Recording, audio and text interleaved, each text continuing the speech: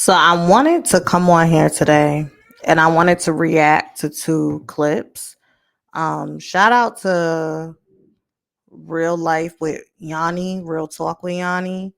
I don't know why I always get her name confused, but the first clip, this is the first clip I want to share with y'all, and I'm gonna react to it. And then we're gonna move on to the second clip. Hold on. Trying to get my speaker right. Okay. You understand what I'm saying? Yeah, because you gotta love yourself first before you can love someone else. Like you gotta, so you put yourself first, and you found that self love, so you just feel so good and so confident. Because before you was like looking for love in someone else. Always. So now you love yourself, you more confident. And it's like, you know what I noticed though, for our generation, it took us now to get that, but this younger generation, they got it. They got it. Mm-hmm. So I want to stop right here. Okay. I am really big on giving people grace and being empathetic and compassionate. That's just naturally my nature. But I'm also big on giving people grace and being compassionate because everybody doesn't have what you have. And even if they do, from the outside looking in, have the experience, the tools, the knowledge, that doesn't mean that the way in which those things will be applied will yield the same results that is yielded for you. So I want to make that very clear because I remember when Tashina Arnold put out a tweet and said, "How can we as Black women create more safe spaces for Black men?" And a lot of people piled up on her. And I was in the minority where I was like, I don't agree how people handled that on Twitter. I get it. Twitter is not the place for nuanced discussions. That's why I don't do it. I'm a YouTuber. But I didn't agree with that. So I'm all for giving people grace, but I also feel like grace without accountability, without holding that mirror up and having intentions to want to do better or stare the generations of women coming up behind you, it's just performative.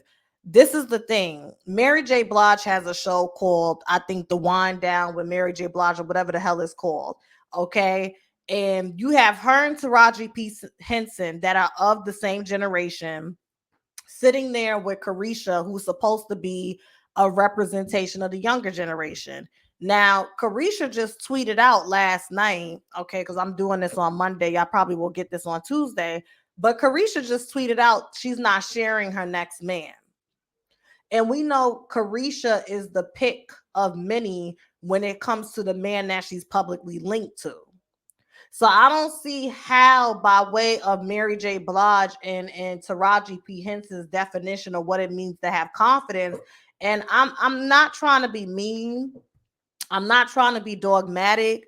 I'm not trying to be critical. But this interaction right here is a tall tale sign of why all three of these women have similar themes as it pertains to self-love, as it pertains to self-worth, as it pertains to intimate relationships, romantic relationships, marriage.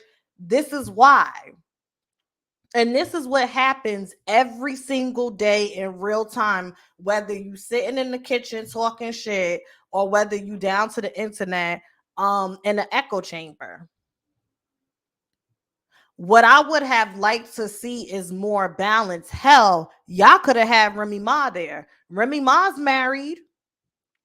Her man literally for better or worse. That, you understand, if y'all not gonna go and get the Angela Bassett's and the Viola Davis and the Aisha Curry and Savannah James and all of them and Kelly Rowland and Michelle Williams married? I don't know. Sierra, bring Remy Ma on there. And I'm not even being funny. I don't see how there could be a conversation facilitated around breaking generational themes that position Black women as the recipients of, dating based off of their self-esteem, which their self-esteem is a byproduct of where they come from, person and environment, right? But none of y'all have been in a successful romantic relationship. And the only thing that I could think of is the reason why by way of Taraji P. Henson and Mary J. Blige's, observation of Carisha and her generation, my generation, because we're not too far off. I'm 27. I think Carisha is what? I don't even know if she's 30 yet. Is because Carisha is being incentivized for the behavior that she is displaying, which runs parallel with Mary J. Blige and Taraji P. Henson when they were in their prime. That's all it is. Carisha is being incentivized. Carisha is sitting between Mary J. Blige and Taraji P. Henson's, both iconic Black women within their respectful lanes. Someone like a Carisha should not be sitting there, but because of who she's decided to open her legs for and stand next to and be pissed on, that has moved her up the social ladder much quicker than it would the average Black woman who's not taking that path. I'm not judging her. I'm not even saying it's wrong. But if we're going to have these conversations, we have to be honest. We have to be honest. How is our generation more confident where we have filters? Everybody's going under the knife. Everybody's putting on wigs, lashes, getting fillers, having needles stuck in their face, having their waist cinched in, bleaching their skin, putting crazy edits on their photos. I don't get it. Why y'all running to get surgery and put all this makeup and wigs on if y'all still gonna slap all these filters on top of it? That doesn't make sense. But body dysmorphia does not make sense. I just don't get that. But see, Taraji P. Henson and Mary J. Blige are in a career field, that being the entertainment industry, where high vibrations and healing, that's not what they're surrounded by. This is like, respectfully, this is the blind leading the blind. Let's proceed. You guys are so confident and way more confident than what we were. Mm-hmm. So is it your environment or where you came up at? Because when we were growing up, it was women that was always crying, getting abused, dying on drugs, hate themselves. That's an environment we came from. And so we ended up being exactly that. Right. So what is it like about, I think for me, it's like, I kind of was raised off of like survival. So my mama was like always like, she used to, hustle. So she was always like in the streets. And she still moves that way. But Carisha moves like she's operating off of survival. When you are publicly being caught in the crossfire of what a man that you are laying down with is doing, i.e. her arguing and going back and forth when people was making fun of her putting up the Go Poppy sign, her going back and forth with the Asian girl that's been in Diddy's back pocket for years.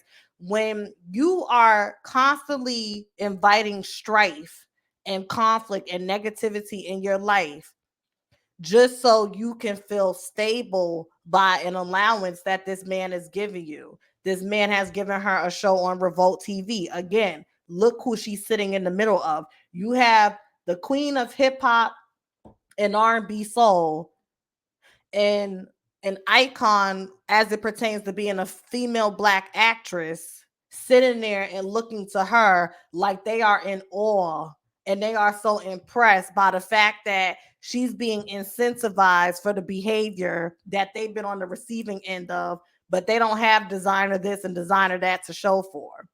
But because Carisha is perpetuating this theme that she's in control and she's getting this and she's getting that, let's just sit here and tell her how confident she is. But if she was really confident, she wouldn't have a square reader between her legs. Diddy is an abuser. This is a well-known fact. So how this is what I don't get. Mary J. Blige was in an abusive relationship. So you mean to tell me, as a grown woman in her 50s, you don't look to Carisha and think, damn, I remember being her age and thinking that as long as he bought me this and bought me that, it's okay if he sleeps around, it's okay if he slaps me around. You think she's confident and you want to interview her? That's why I can't take any of this shit serious, because if you peel back the layers, this don't make no sense. How can I, a woman who's been beat on, wasn't the dude from Jodeci whooping your ass? Wasn't you on drugs? And now this young lady that is coming up behind you is shacking up with your brother, P. Diddy, who you know ain't shit. And y'all gonna sit up here and put this on cable television. Thank God this is on cable television and they not just giving us this for free. And you are gonna try to perpetuate a falsehood that this young lady is confident because she's being incentivized. That is the difference. Carisha is no different than y'all, and she is operating off of survival too. She's just doing it in a different what's that word? She's doing it in a different socioeconomic class. That's all. That's all. But it's still moving off of survival. And see, this is the problem with today. As long as it looks good, y'all perpetuated that it is good and it's not. And that's why I had an issue with this.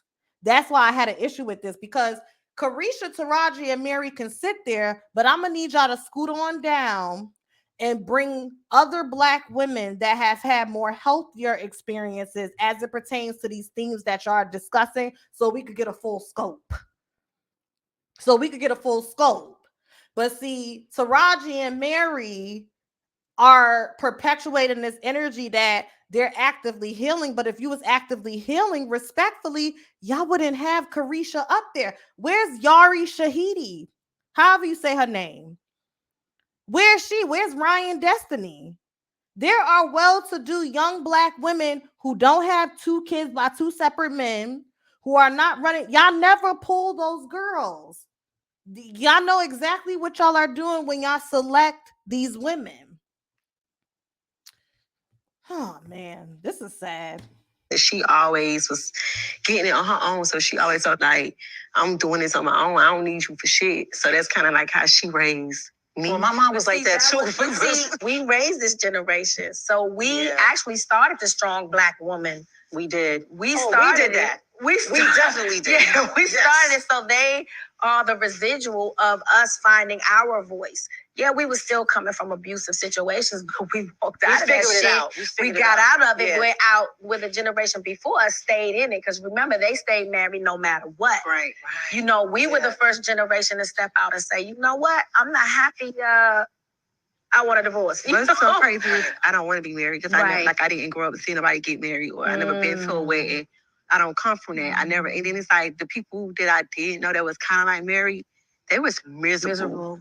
And I felt like I don't never want to go through that. Yeah. So like, I think that's why I'm kind of like different a little bit. Like I don't. And you know what? I've never been married. I've been to weddings. I've seen successful marriages. I've seen marriages that didn't make it.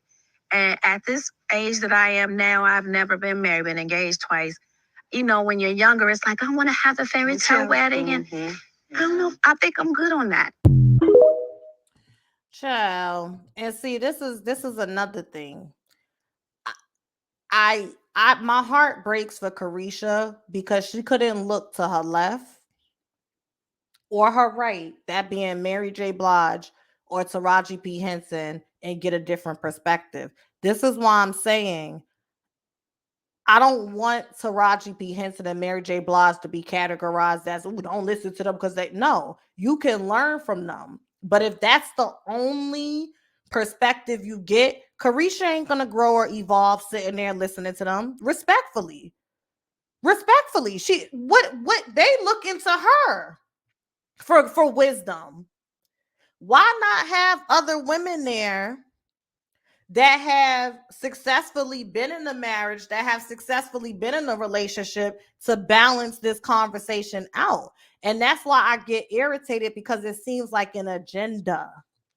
It seems like an agenda to constantly perpetuate certain themes. This is what y'all doing over there at BET. That's why I don't fucking watch y'all. Y'all got too many damn commercials anyways.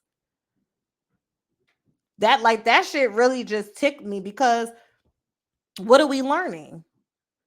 Carisha grew up watching her mom move off of survival, and despite what Carisha has been able to cultivate and create for herself, she still feels like she has to have a square reader between her legs. There's some trauma there. See, we don't talk about the trauma that comes from growing up with little to no resources. It constantly keeps us subconsciously in a lack mindset, and we don't realize unless someone slows us down or we slow ourselves down to start drawing those parallels. Cognitive behavioral therapy. Why am I behaving the way that I am behaving? What is the root cause? So you a city girl and you create wealth for yourself, but you still feel like you have to be disrespected and wait online for a man to show you the attention that you deserve, Carisha. I like Carisha. I don't think Carisha's a bad person. I like JT too. But it's unfortunate that she has a 50-something-year-old woman to the left of her, a 40-something-year-old woman to the right of her, and all y'all could do is and it's not because they're bitter. It has nothing to do with that, with them being bitter. That's all they can give her. They don't know what it's like to be on the other side. So people want to say, oh, give them grace, give them grace. No, when you self-appoint and or are appointed to be a voice for a certain subject, this is what you get. So I just wanted to react to that. I don't like that at all. I love and respect Mary. I love and respect Taraji. I think that they are an amazing women, but we need to stop giving certain people the keys. Hell, have Tamron Hall come up there. Tamron Hall just had her first child at 51 and she's married. Like, show different perspectives of Black women. Period. Y'all have a good day.